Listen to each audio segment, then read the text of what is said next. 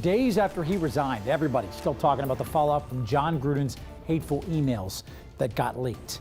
Gruden's emails were just a few of the 650,000 the NFL obtained in a workplace misconduct investigation of the Washington football team. Now, the NFL Players Association said it will petition the league to release the rest of those emails, but the NFL confirmed it won't be giving them up, telling several outlets it's a confidential matter. As we told you yesterday, several local businessmen are now caught up in the Gruden email exchange. According to the New York Times, Gruden sent the founders of Hooters and PDQ inappropriate emails dating back as far as 2010. We've reached out again to both for comment, but they have not gotten back to us. So what happens now? Our Bo Zimmer is live in Tampa tonight. And Bo, you have a look at what Gruden could do next. Yeah, first, Jon Gruden lost his job with the Raiders. Now the Tampa Bay Buccaneers have removed his name from the Ring of Honor. But is his career in football done forever? And what further fallout could we still see here in Tampa Bay?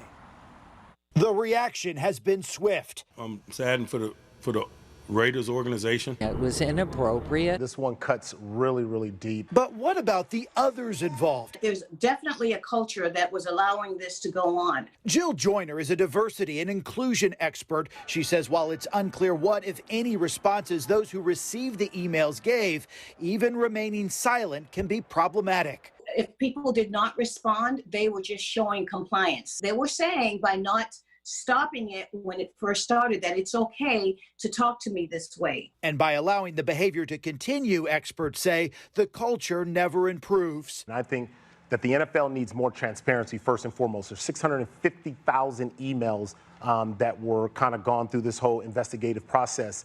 What was said with the other ones? Who was it forwarded to? What were the replies? Gruden had a group of enablers.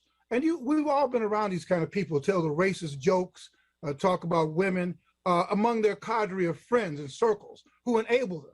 As they go through these emails, who did he write these to and what was their reaction? Sports columnist Bill Roden says it's important information to solve a much larger problem. A lot of these people are executives and probably hold high positions in different industries. They're the ones who determine who gets hired, who gets promoted. Don't think for a minute Gruden is the only person who thinks like that. I want to find out who are his enablers? Who are these people who are now kind of scurrying back into these dark corners? Now, Jill tells me that it is never, ever too late to learn from your mistakes. Gruden does say that he is not in any way racist, but she feels that it's still important for him to try to understand why those emails were so offensive to some. And she says, really, you need to empathize with those people who you've offended before you can really start changing the way that you think. And that's what she says needs to happen. The problem here is he is so high up in that organization that obviously the NFL is trying to send a message that that type of behavior is not acceptable. Guys?